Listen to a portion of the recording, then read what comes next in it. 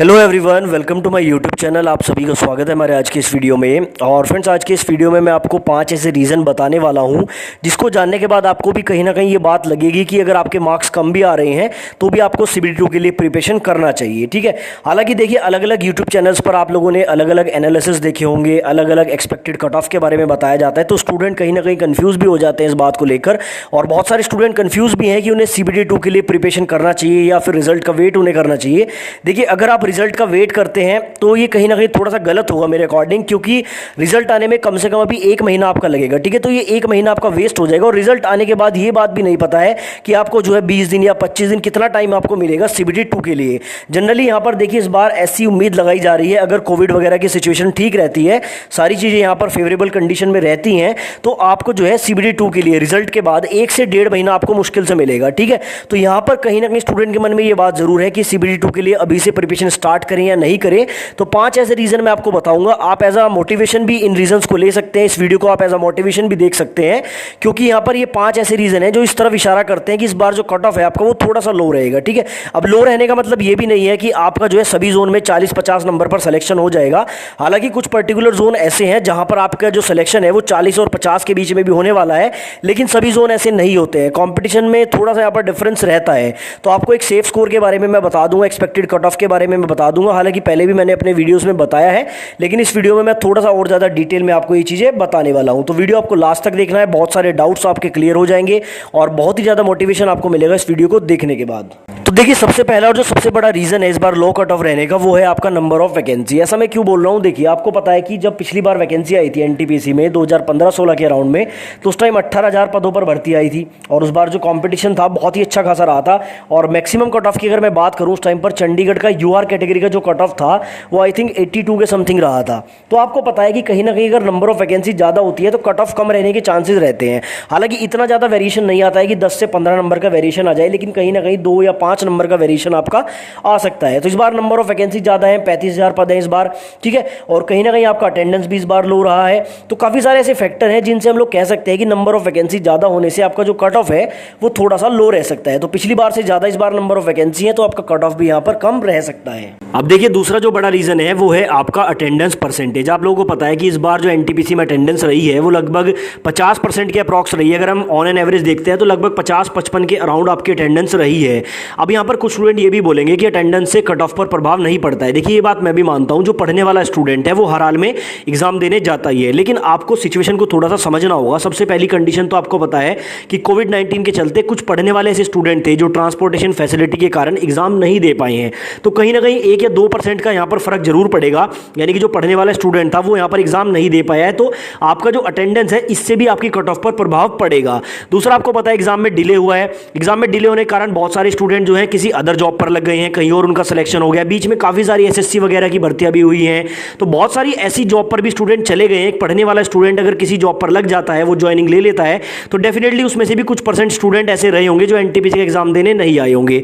तीसरा, मैं आपको बता दूं, देखिए, जब आपका NTPC का शेड्यूल जारी हुआ था, किसी को नहीं पता था कि एकदम से NTPC का शेड्यूल जारी कर दिया जाएगा। ठीक है। तो सडन शेड्यूल आने के कारण भी बहुत सारे ऐसे स्टूडेंट हैं जिनकी प्रिपरेशन अच्छी नहीं हो पाई थी। तो उनमें भी कुछ स्टूडेंट ऐसे रहे हैं जो कोविड-19 की सिचुएशन के कारण, ट्रांसपोर्ट फैसिलिटी के कारण और उनकी जो प्रिपरेशन है वो अच्छी ना होने के कारण एग्जाम देने नहीं गए हैं। तो कहीं ना कहीं हम लोग कह सकते हैं सारी सिचुएशन को देखते हुए कि अटेंडेंस परसेंटेज पर भी आपकी कट ऑफ पर प्रभाव पड़ेगा। ठीक है। ज़्यादा नहीं तो थोड़ा सा तो इफेक्ट आपकी कट ऑफ पर पड़ने वाला है, यानी कि 1-2% का जो यहाँ पर अंतर आएगा वो देखने का आपको जरूर मिलेगा। तो कहीं ना कहीं आपकी लो अटेंडेंस के कारण भी हम लोग कह सकते हैं कि इस बार जो आपका NTPC CBT 1 का फाइनल कट ऑफ बनेगा, यानी कि CBT 1 के लिए जो आपका कट ऑफ आएगा, मेन कट ऑफ, वो थोड़ा सा लो रहने के चांसेस हैं। और तीसरा रीजन मैं आपको बता ही चुका हूं कि कहीं ना कहीं आपका जो एग्जाम डिले हुआ है, एग्जाम डिले होने के कारण बहुत सारे स्टूडेंट अदर जॉब्स में भी लग गए हैं, बहुत सारे स्टूडेंट ने अपनी पढ़ाई को क्विट भी किया है, बहुत सारे स्टूडेंट ऐसे हैं जो एकदम सडन एग्जाम शेड्यूल आने के कारण एग्जाम नहीं दे पाए हैं। तो डिले होने से बहुत ज़्यादा फर्क पड़ा है। तो हम लोग कह सकते हैं कि एग्जाम डिले होने से भी अटेंडेंस परसेंटेज कम हुआ है, और जिसके कारण आपका कट ऑफ भी जो है थोड़ा सा लो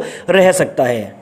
अब देखिए चौथा रीजन है, ये बहुत ही ज्यादा इंपॉर्टेंट रीजन है। आपको पता है कि सीबीटी 1 के बाद सीबीटी 2 के लिए लगभग यहाँ पर 20 गुना अभ्यर्थी को सेलेक्ट किया जाना है। 35,000 आपकी पोस्ट है, तो लगभग 7 लाख कैंडिडेट को जो है सीबीटी 2 के लिए लिया जाना है। तो देखिए आप लोगों को समझना होगा, जितने ज्यादा कैंडिडेट को ये लोग सीबीटी 2 के लिए लेंगे उतना ही आपका कट ऑफ थोड़ा सा लो रहेगा। अगर हम इसको जो है इस तरह से देखते हैं कि मान लीजिए 5 लाख कैंडिडेट इनको लेने थे, तो ये क्या करेंगे, ऊपर के 5 लाख लेंगे, लेकिन यहाँ पर 7 लाख कैंडिडेट ले रहे हैं सीबीटी 2 के लिए, तो जाहिर सी बात है कि 2 लाख यहाँ पर कम मार्क्स वाले स्टूडेंट भी लिए जाएंगे। तो यहाँ पर भी आपको समझना होगा कि नंबर ऑफ कैंडिडेट सीबीटी 2 के लिए बहुत ज्यादा लिए जा रहे हैं, जिसके कारण हम कह सकते हैं कि कुछ लो कट ऑफ वाले यानी कि लो मार्क्स वाले जो स्टूडेंट हैं वो भी सीबीटी 2 के लिए जरूर सेलेक्ट होंगे। अब देखिए उन सिलेक्शन वाले स्टूडेंट में कुछ स्टूडेंट ऐसे होंगे जो सीबीटी 2 के लिए प्रिपरेशन नहीं करेंगे, तो वो सेकंड सीबीटी में बाहर हो जाएंगे। लेकिन यहां पर वो स्टूडेंट एडवांटेज ले जाएगा जो यहां पर सीबीटी 2 के लिए प्रिपरेशन कर लेगा और सीबीटी 2 में उसको मौका मिलेगा एग्जाम देने का, और वहां पर अगर वो अच्छे मार्क्स गेन कर लेता है तो डेफिनेटली वो जो है फर्दर प्रोसेस के लिए सेलेक्ट हो जाएगा। तो नंबर ऑफ स्टूडेंट यहां पर ज्यादा लिए जा रहे हैं, इसलिए मैं कह सकता हूं कि यहां पर लो मार्क्स वाले स्टूडेंट का भी सिलेक्शन होने वाला है।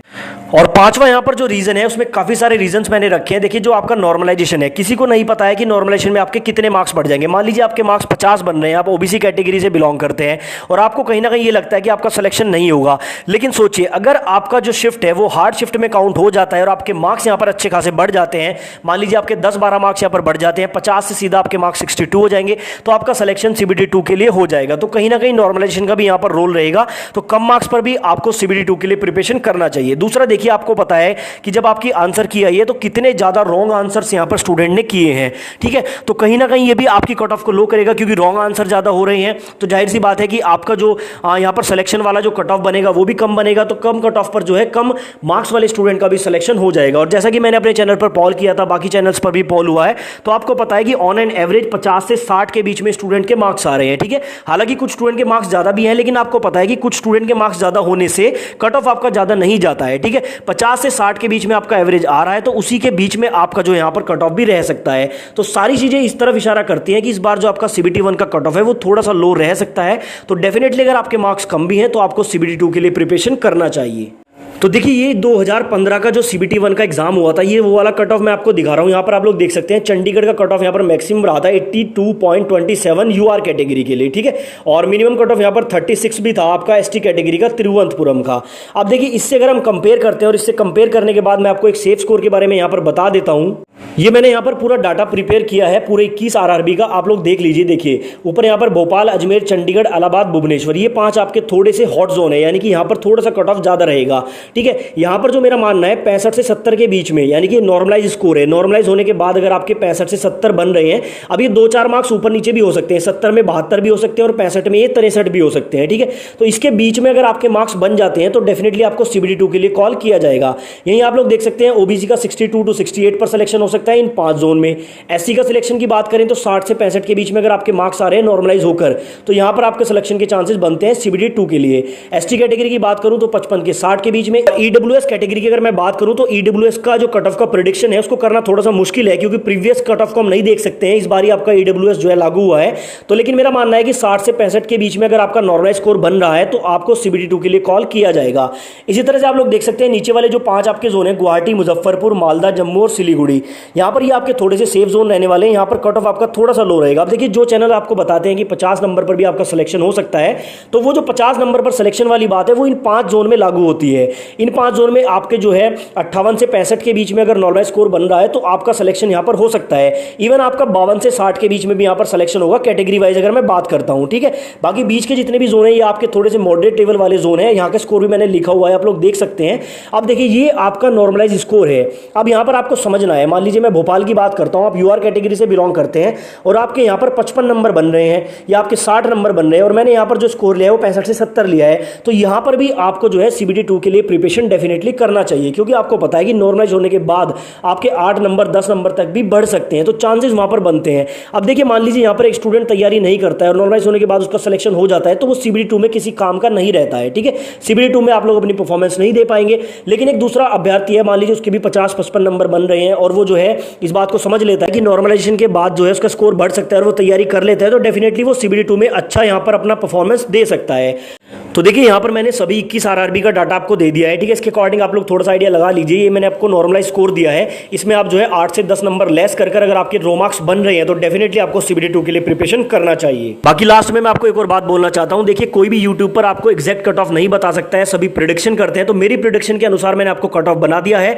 इस कट ऑफ के अकॉर्डिंग आप चाहे तो CBD2 के लिए प्रिपरेशन कर सकते हैं, बाकी ये कट ऑफ ऊपर नीचे भी रह सकता है। दोस्तों अगर आपका कोई कमेंट है, कोई क्वेरी है तो आप लोग कमेंट बॉक्स में लिख सकते हैं। आप मेरे टेलीग्राम के ग्रुप में भी जुड़ सकते हैं, डिस्क्रिप्शन में उसका लिंक दे रहा हूं।